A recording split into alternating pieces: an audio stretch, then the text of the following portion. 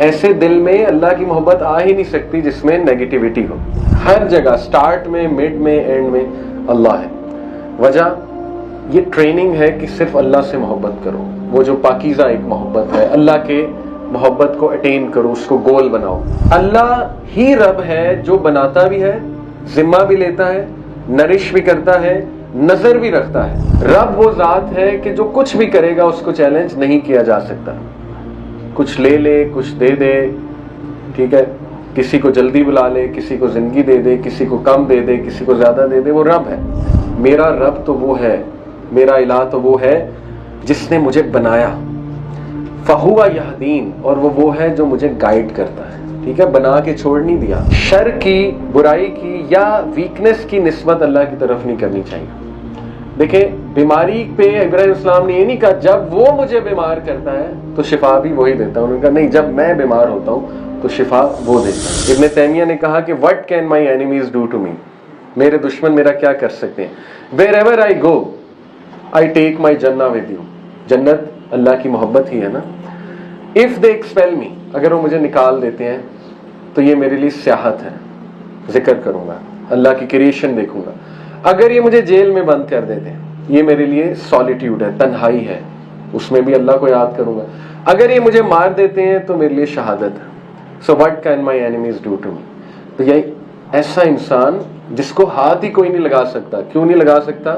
کیونکہ اس کا ultimate vision, ultimate محبت اللہ ہے، اور اسی کی طرح اس نے پلٹ کے جانا ہے.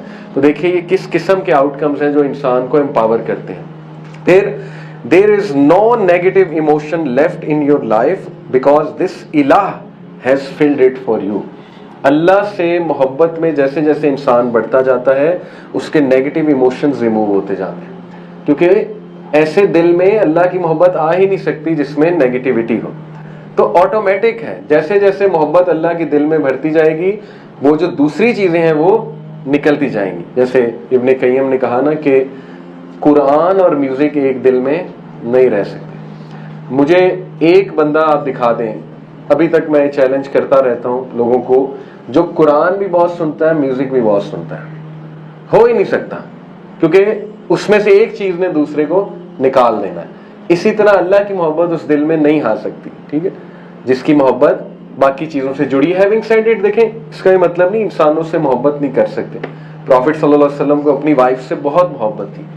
اتنی محبت تھی کہ ان کی وفات کے بعد بھی ان کا جب ذکر ہوتا تھا تو اللہ کے نبی کا چہرہ سرخ ہو جاتا تھا، اللہ کے نبی کے آنسو نکل آتے تھے. ایک بار حضرت خدیجہ کا نیکلس سامنے آ گیا تھا تو اللہ کے نبی صلی اللہ علیہ وسلم، حضرت عائشہ کہتی ہیں، حالانکہ پتہ نہیں کتنے سال بعد کی بات، حضرت عائشہ کہتی ہیں کہ اللہ کے نبی صلی اللہ علیہ وسلم اتنا روئے صرف نیکلس دیکھ کے. ٹھیک ہے، تو یہ محبت انسانوں سے ہوتی ہے، کوئی ممنوع نہیں ہے، لیکن ظاہر ہے کہ رول یہ ہے کہ وہ محبت سرپاس نہ کر جائے اللہ سبحانہ وتعالیٰ کی محبت کو، اور وہ محبت کی بیسز اللہ کی رضا ہو، وہ محبت کی بیسز اللہ کے احکامات پہ چلتے ہوئے ہو.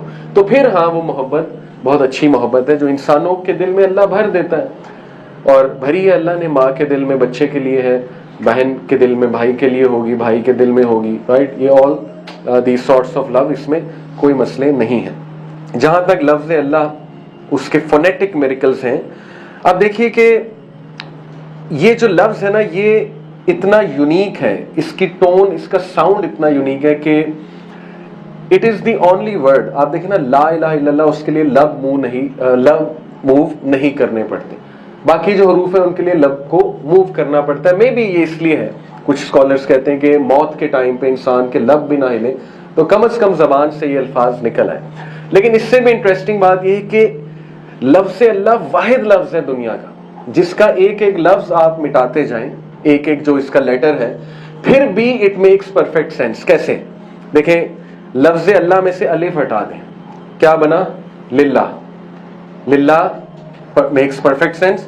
وَلِلَّهِ مَا فِي السَّمَاوَاتِ وَمَا فِي الْأَرْضِ، جو کچھ بھی ہے اللہ کا ہے، تو للہ میکس پرفیکٹ سینس. آپ لام مٹا دیں الف کے بعد تو کیا بنا؟ الہ. دوسرا لام کے، پہلا لام کہہ رہا ہوں، الہ. الہ کون ہے؟ اللہ.